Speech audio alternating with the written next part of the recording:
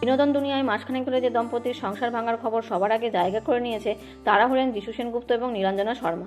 Nilanjana Instagram থেকে পরের পদবি এবং একসঙ্গে ছবি মুছে ফেলেছেন, সেই দেখেই সন্দেহ হয় নেটিজেনদের। এরপর প্রকাশ পায় নিজের আত্মসহায়িকার সঙ্গে নাকি সম্পর্কে জড়িয়েছেন এই বাঙালি অভিনেতা। শুধু তাই নয়, সিনাল নামের মেয়েটির সঙ্গে মুম্বাইয়ে একসঙ্গে থাকছেন অভিনেতা।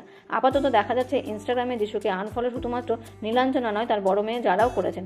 যদিও যিশু এখনও বউ এবং মেয়ে দুজনকেই ফলো করেন, তিনি ফলো করেন ছোট মেয়ে যারাকেও। তবে যিশুর ছোট কন্যার প্রোফাইল লক থাকার জন্য সে বাবাকে ফলো করে কিনা তা স্পষ্ট নয়। সঙ্গে যারা নিজস্ব ব্যবসার অ্যাকাউন্টকেও ফলো করেন যিশু। কদিন আগে মাসি চন্দনা শর্মার সঙ্গে একটি ভিডিও পোস্ট করেছিলেন যারা, সেখানে তার নিজের বানানো ব্রেসলেটের বিজ্ঞাপন দিতে দেখা যায়। এমনকি 15 আগস্টে চলা একটা অফার নিয়েও কথা বলতে শোনা যায়। নিজের হাতে ব্রেসলেট বানিয়ে তা বিক্রি করেন যারা। ইনস্টাগ্রামে পেজটির নাম @beats&beatworks। চলতি বছরের মে মাসে এটি শুরু করেছিলেন সে। ইতিমধ্যেই তার এই উদ্যোগের ফলোয়ার সংখ্যা প্রায় 200। অন্যদিকে গত শনিবার 19 বছর বয়সী সারা লাল পা সাদা শাড়িতে র্যাম্পে হাঁটেন, পাশে ছিলেন মা মাসি। সবাইকে অবাক করে আসেনি যিশু। নীলাঞ্জনাও নতুনভাবে জীবনকে গুছিয়ে নিচ্ছেন।